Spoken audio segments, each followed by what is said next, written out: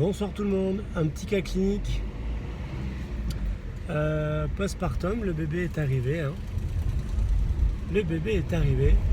Un bébé est arrivé après 3 ans de travail intensif de ses parents. Et du coup, vous imaginez que pendant 3 ans, ils ont essayé de faire un bébé. Il y a eu beaucoup de choses difficiles pendant ces 3 années. 4 années, pardon, 4. Notamment 4 fausses couches. Et voilà, je leur rends un petit hommage parce qu'ils ont été merveilleusement courageux, patients. Ils ont enduré tout ça en restant soudés tous les deux malgré tout. Bien sûr, il y a eu des difficultés, mais qui n'en aurait pas eu. Et je crois que c'est vraiment preuve d'une solidité extraordinaire dans le couple. Et ils ont fini par avoir ce cadeau. Et du coup, je l'ai accompagné pendant la grossesse.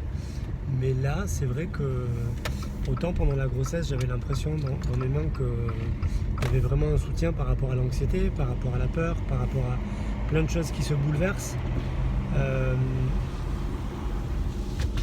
La grossesse, c'est un moment énorme de résilience, mais de résilience un peu spécifique. C'est-à-dire qu'on passe d'un stade enfant à un stade adulte. On se prépare à devenir mère. Le papa aussi a ce travail inconscient qui se fait. Mais bien sûr,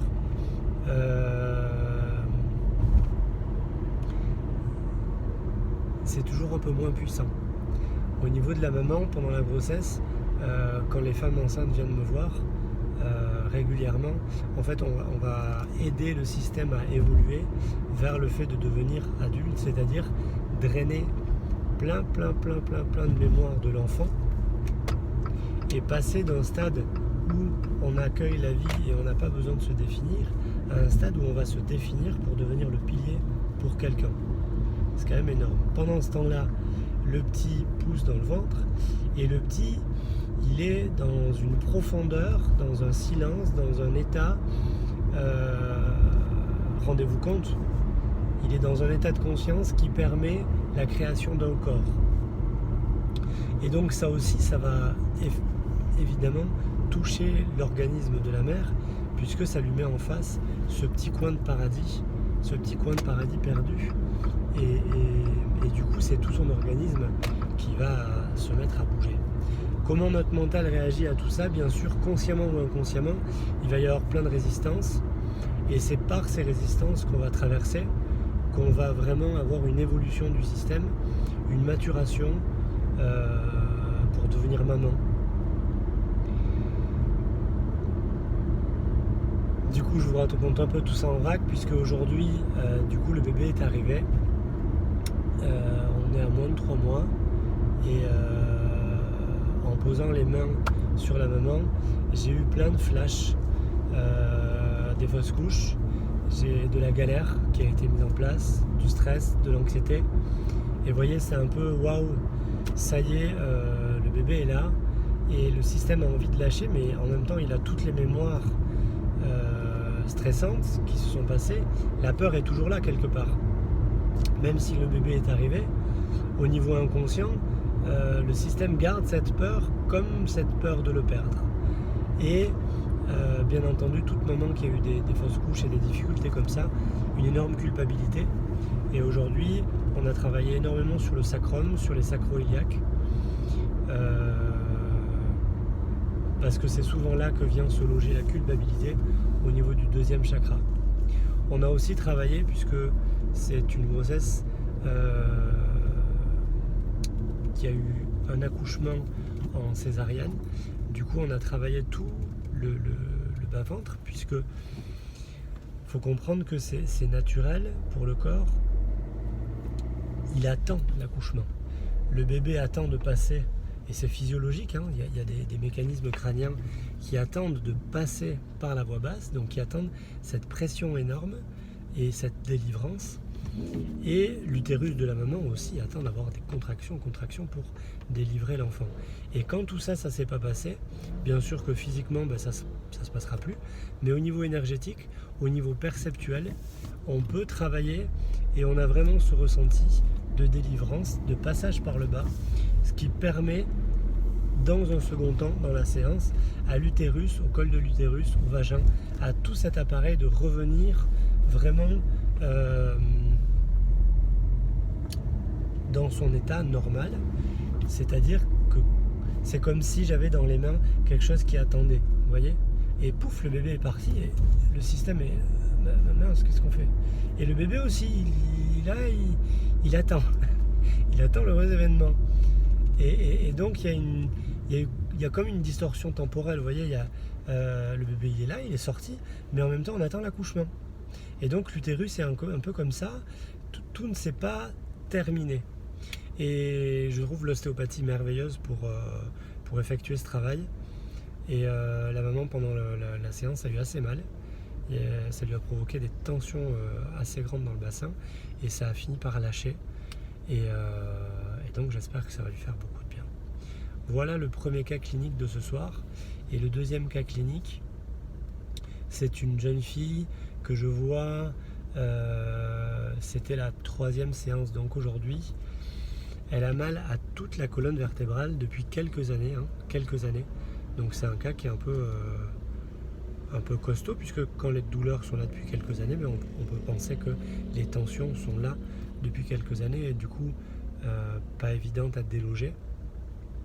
Et ben je vous passe les 2 premières séances, mais c'est une bonne patiente. Elle a la gentillesse d'améliorer ses douleurs de 40% à la première séance et encore de 25% à la deuxième séance. Donc il lui reste à peu près 30%, 25-30% de douleur, si mes calculs sont bons. 40-30, voilà, à peu près. Elle m'a dit 40% et 25%, ce qui nous fait 65%. Il nous reste 35% de séances de douleur en 2 séances, ce qui est, je trouve, 1, génial pour elle, et 2, très bon pronostic. Parce que quand l'ostéopathie fonctionne comme ça, elle améliore les choses, ça veut bien dire que le système est malléable et qu'il peut bouger, qu'il peut changer son équilibre pour aller vers un meilleur état de santé. Et je voulais vous en parler ce soir parce que la première chose qui m'a attiré, c'est aussi son sacrum ici. On a travaillé beaucoup au niveau osseux, ensuite au niveau ligamentaire, le coccyx, et puis de suite elle m'a amené au niveau du foie. Et là j'ai senti une colère qui n'était pas forcément à elle. Je pense que c'est quelque chose de enraciné dans son système, donc là depuis très longtemps. Excusez-moi, c'est un peu chaud sur la route. Quelque chose qui était là depuis très longtemps, et je dirais plutôt une colère que se trimbalait le papa. Et donc quand le papa se trimballe quelque chose, une colère comme ça, l'enfant peut retrouver cette substance. C'est une substance, hein, la colère, comme l'anxiété, comme toutes les émotions. On peut retrouver cette texture, peut-être que le mot texture va plus vous parler, dans le système. Mais là, c'était vraiment très profond, comme quelque chose, comme si c'était un de ces socles qui était un peu foiré, un peu colérique, excusez-moi mon vocabulaire, mais qu'elle n'en avait vraiment pas conscience ni accès à ça. Et en libérant le foie, juste après, j'ai été attiré dans l'ensemble de la colonne vertébrale, dans ce qu'on appelle en biodie la durale méningée. Donc, dans les méninges et dans la durale, il y a 2 feuillets, la durale méningée et la durale périostée. Ça, c'est au niveau embryologique. Pour se développer ensuite, la durale périostée, c'est l'enveloppe du système nerveux, mais l'enveloppe extérieure qui va se coller aux os et qui va devenir périoste. Voilà. Et la durale méningée, c'est ce qui ensuite va entourer le système nerveux carrément. On retrouve ce système d'enveloppe à tous les niveaux. Qu'est-ce que je veux dire par là? C'est-à-dire que le système nerveux a ses enveloppes et à chaque fois, c'est en 2 feuillets, une collée à l'os et une collée au système nerveux. Au niveau de la cage thoracique, on a la plèvre pulmonaire et du coup, c'est pareil, on a changé les mots, mais c'est l'enveloppe. Et donc on a l'enveloppe externe qui va être collée à la cage thoracique aux os et l'enveloppe interne qui va être collée aux poumons. Du coup, au niveau du ventre, il y a le péritoine collé à la périphérie et il y a le péritoine collé aux viscères.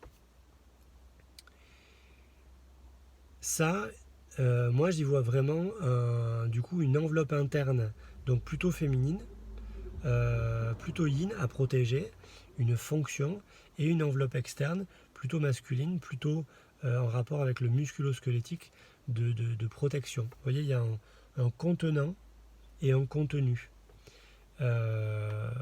Et du coup, cette jeune fille-là m'a amené vraiment dans la durale donc méningée, donc l'enveloppe du système nerveux, l'enveloppe nourricière du système nerveux.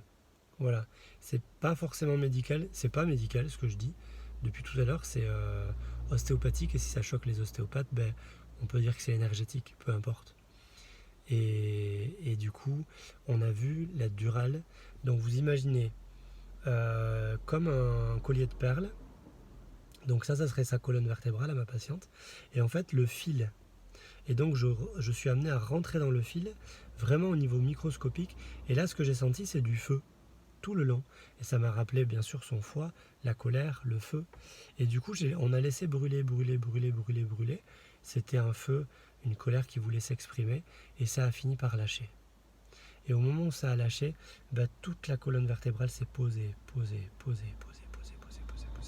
Il y a son épaule droite qui a lâché, il y a son crâne qui a lâché, et toute ma patiente a pris vraiment beaucoup plus d'espace.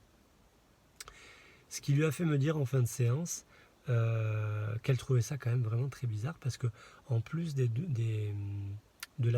l'amélioration sur ses douleurs physiques, c'est une patiente qui a beaucoup ressenti un apaisement, plus de sérénité.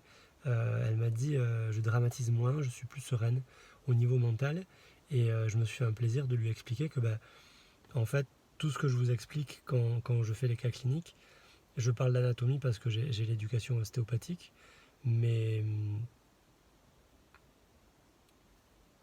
avec toutes les histoires que je vous raconte, j'espère que vous comprenez que l'anatomie est vivante et psychique aussi. Et du coup, cette colonne centrale, c'est l'axe, c'est le pilier central, c'est moi je, vous voyez, c'est son pilier, son centre qui était très profondément, sans qu'elle en ait conscience, en feu. Et du coup, elle va toujours être un peu anxieuse, un peu excitée, un peu en feu, mais elle ne saura pas pourquoi. Et une séance comme ça, ça nous amène dans l'inconscient, et l'ancrage de cet inconscient dans les tissus, dans l'anatomie. Et c'est là où je trouve on a des résultats merveilleux, c'est quand on travaille à la fois psychique et physique, parce qu'on comprend que le corps est psychique et que le psychisme est corporel. On est un, on est une unité. Voilà. C'est beau, hein, la fin. Je suis content. Passez une très bonne soirée, 13 minutes, c'est correct. 2 cas cliniques, 2 merveilleux cas. Passez une très bonne soirée.